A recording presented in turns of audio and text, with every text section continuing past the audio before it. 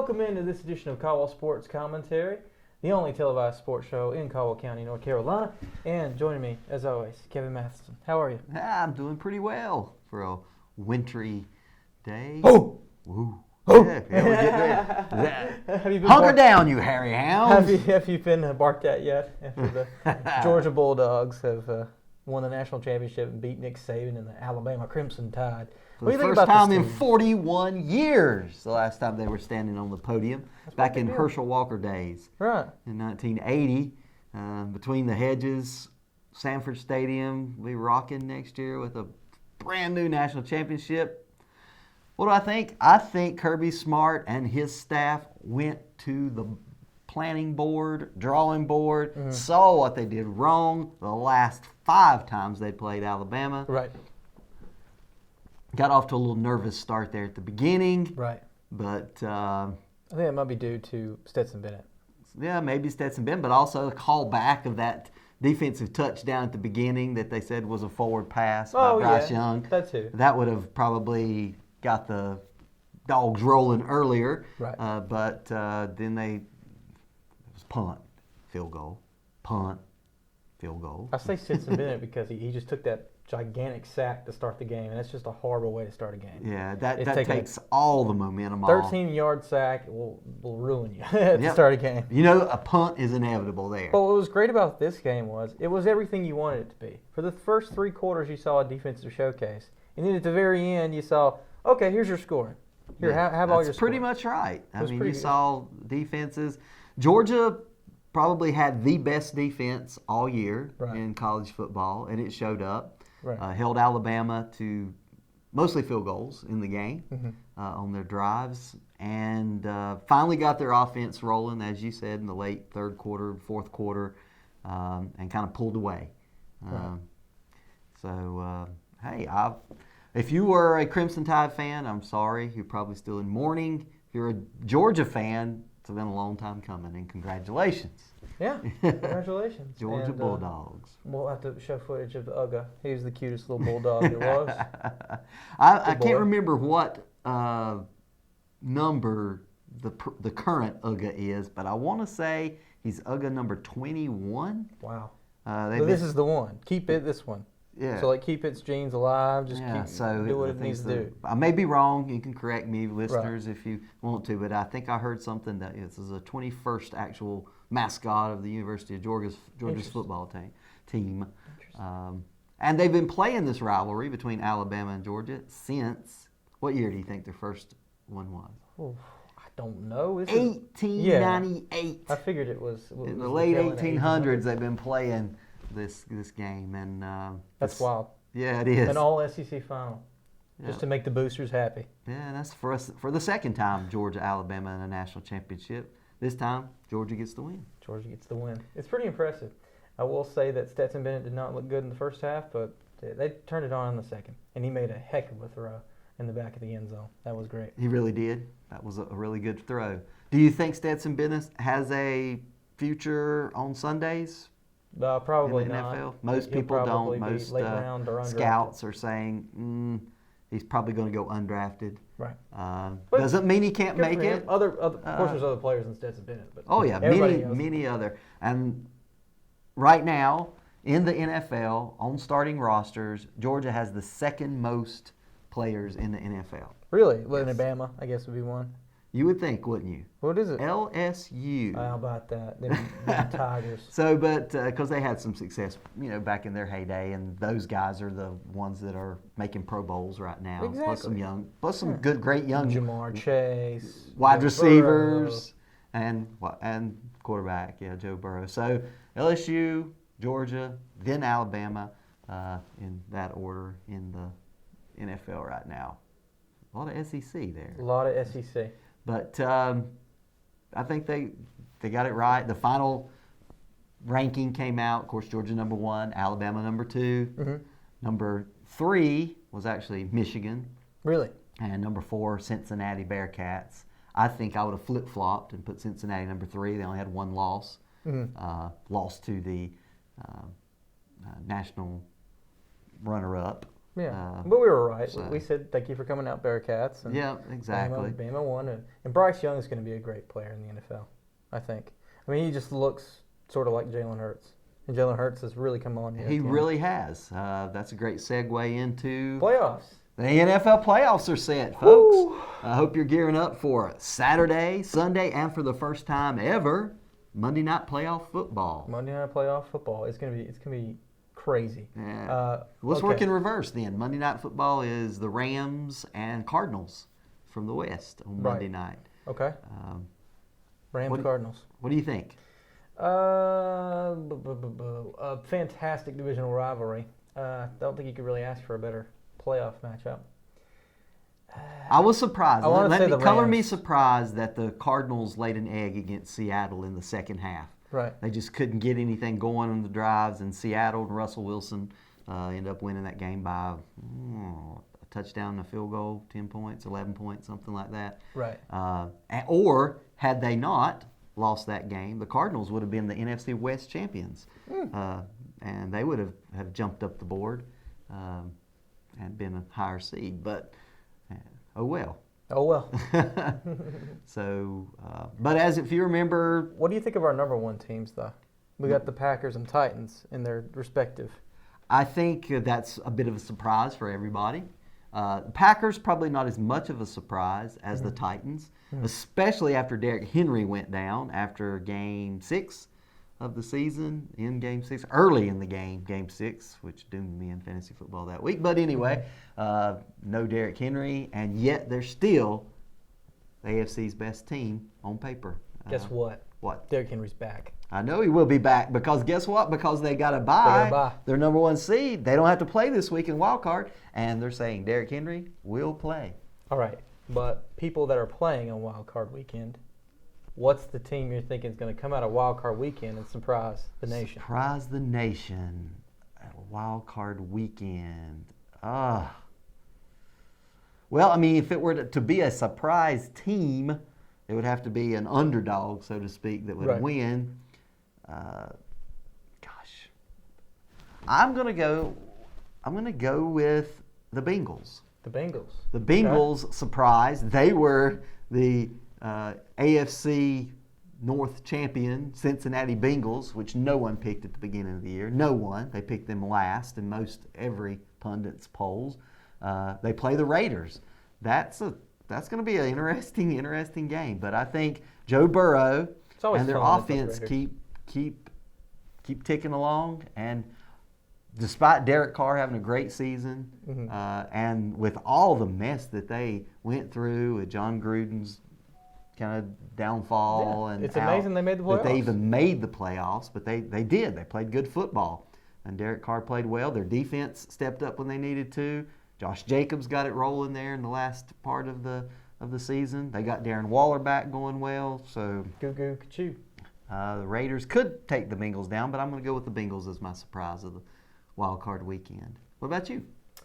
The Dallas Cowboys, I think, is going to go further than people think.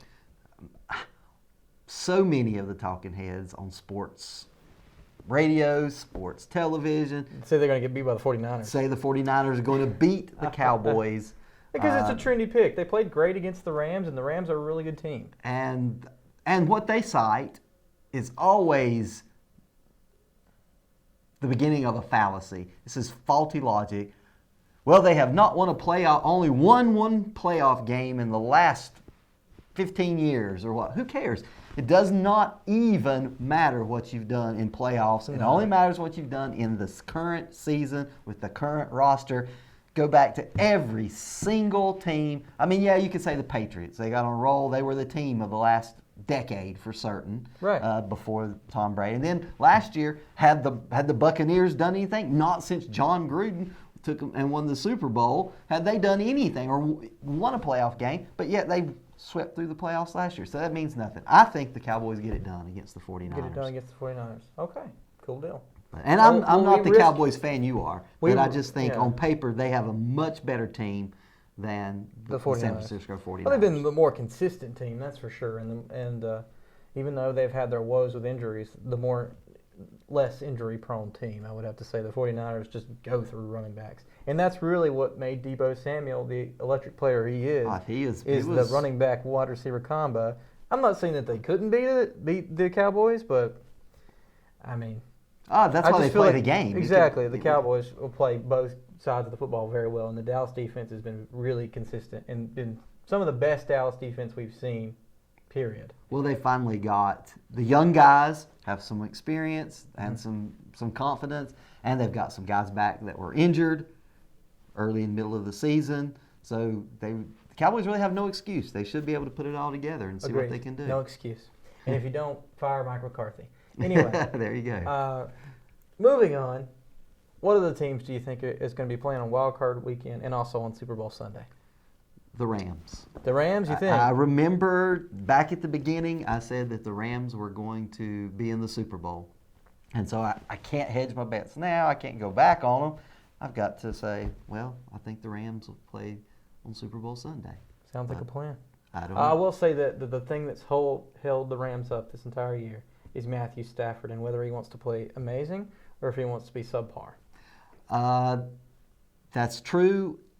And what will be the tell whether they actually make it to Super Bowl Sunday is whether he gets stingy with the football and stops giving it away with turnovers. That has been their downfall all season. And that was Stafford's downfall in Detroit. I mean, it's been his kind of Achilles heel. Great numbers, can do everything, throw any pass, cross the field, down the field, short passes, but you can't turn the ball over in the playoffs and win. Right. So if he can hold on to the ball, I think they can make it to the Super Bowl. If not, they could be out the first weekend against the Cardinals. Right.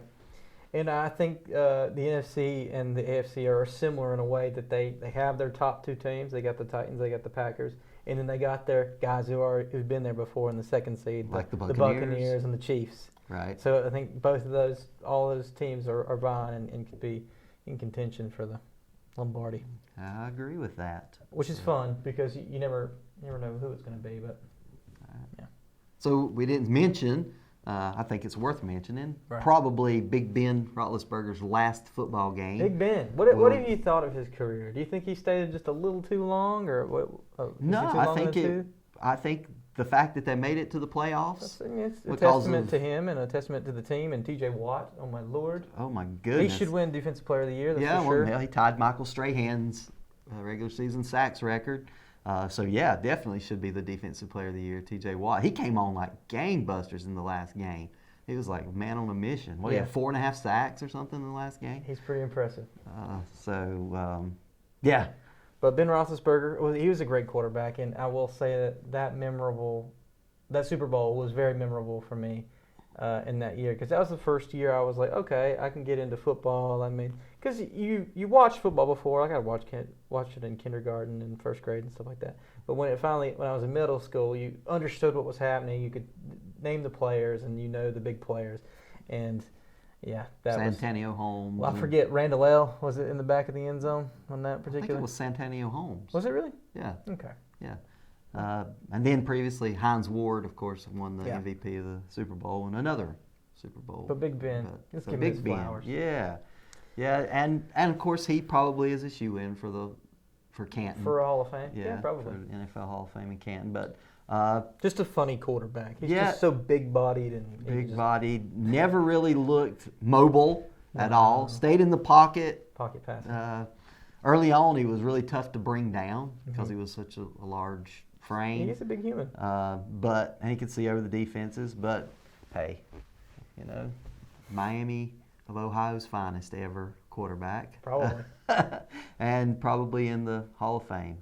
Kudos, Big Ben. Do you want to talk any other football? What other football do we want to talk about? Well, North Dakota State won again in FCS. Gosh, I have to give them kudos. They blew out Montana State. That is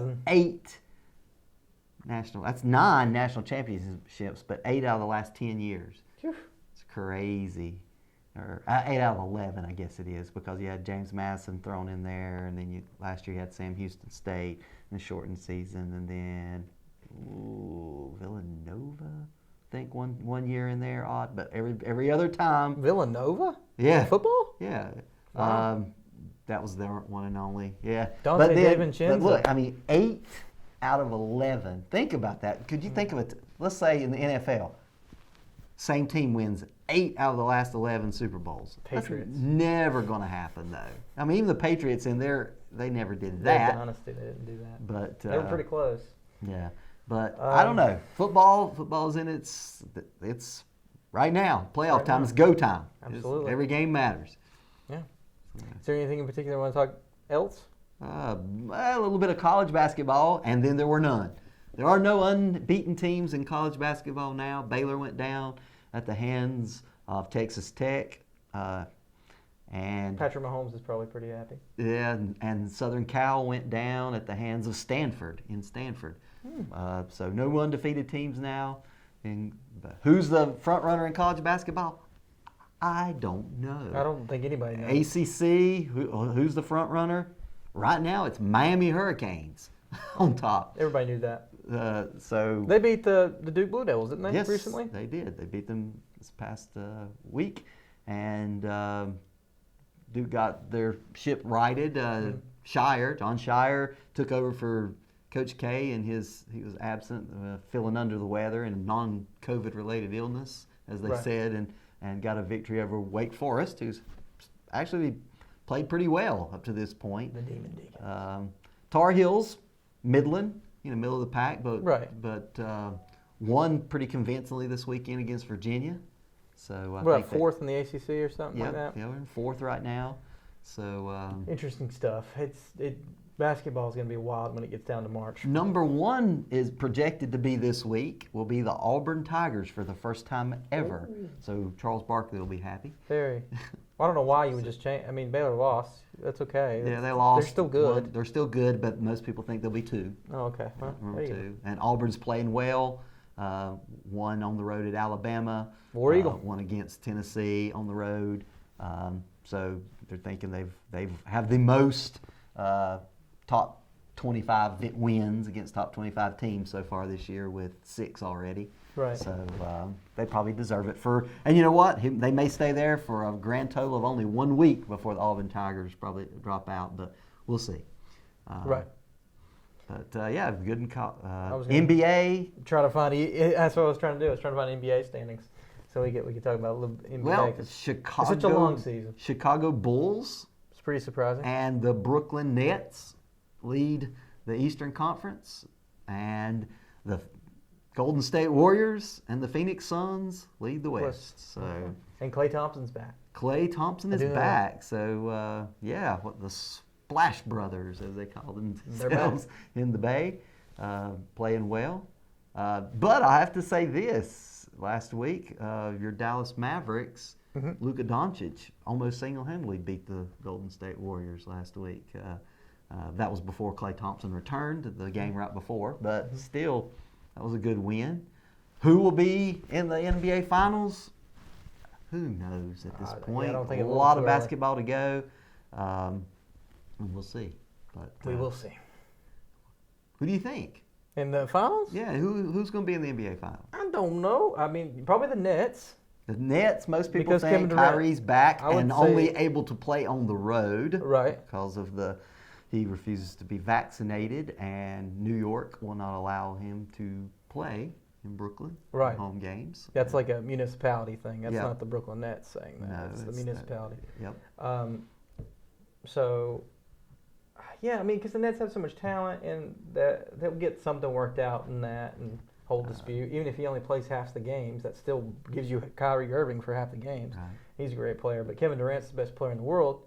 I don't think you can really stop that. So I think this year, you have to think the Brooklyn Nets will make it, and it'll probably come down to the Nets and the Bucks again, and Kevin Durant will have his toe 2 inches back behind the three-point line, and they'll win. And then the Warriors are probably going to be back this year. I mean, they're poised to make a good run. They really are, and Phoenix is for real. I mean, you take 26 points and 11 assists, and you leave that on the bench, and then it just comes back magically. Klay Thompson is going to be, that for the Warriors, and that's going to make them win games by 5. The thing, and I watched him play the other night.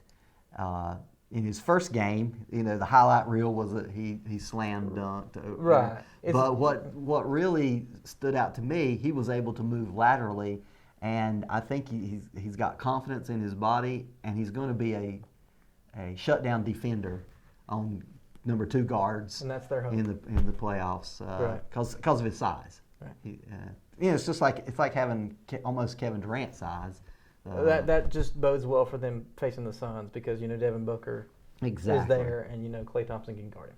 Yeah, right. And if that comes down to that, then you give the nod to the Warriors and say, I guess Warriors Nets. We'll see what happens. We'll see what happens. But do you want to talk about anything else, Bob? And the Charlotte Hornets will make the playoffs. You think so? Yes, they're playing pretty well. I think they'll even get a 6th seed and won't have to do the little play-in thing that they're going to have again this year. Shout out LaMelo Ball. Yep.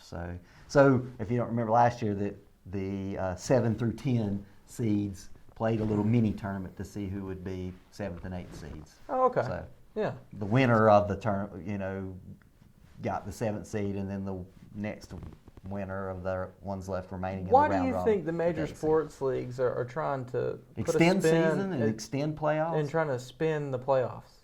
They're always trying to spin it. I don't know. But the college football playoff keeps staying at 4 games.